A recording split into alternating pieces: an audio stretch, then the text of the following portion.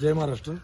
आज जवळजवळ आपण या आंदोलनाला सुरुवात करण्याआधी अनेक तरुणांचा सहभाग याच्यामध्ये व्हावा म्हणून अनेकांसोबत संपर्क केला आणि प्रत्येकाचं मत याच्यामध्ये सारखंच आलं की बाबा ज्याची पहिली मागणी होती तो घाट तो रस्ता पहिला व्हावा आणि 4 वर्षाचा प्रश्न ज्यांनी मांडला तो लगेच मंजूर होतो आणि 50 वर्षाचा जो प्रश्न आहे तो प्रलंबित ठेवून कुठंतरी याच्यामध्ये सखोल असं राजकारण करण्याचं काम या ठिकाणी आताच्या भावी सत्ताधाऱ्यांचं किंवा त्यांच्या सहकाऱ्यांच्या माध्यमातून होत असताना आपण पाहत आहोत.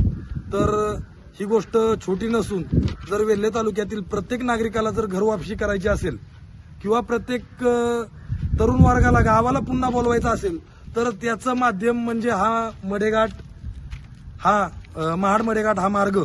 आणि हा मार्ग असताना जर हाच बदलला जात असेल किंवा ह्याच्या आधी कुठला तरी नवीन प्रस्ताव तयार करून 4-2 वर्षाच्या मागणीला डायरेक्टली जर मंजुरी मिळत असेल तर आमच्या अनेक पिढ्या ज्या आज तागायत ह्या ऐकून संपल्यात त्याच पिढ्या पुढच्या गाडवायच्या का हा प्रश्न आमच्या समोर उपस्थित झालेला आहे.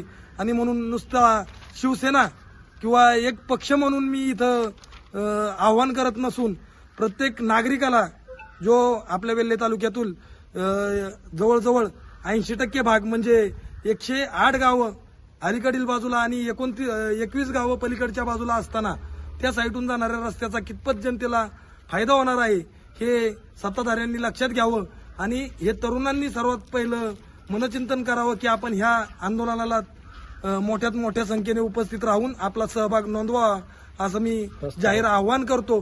आणि आपण लवकरात लवकर 15 दिवसाच्या आतमध्ये रास्ता रोको हे बलाढ्य असं आंदोलन छेडणार आहोत.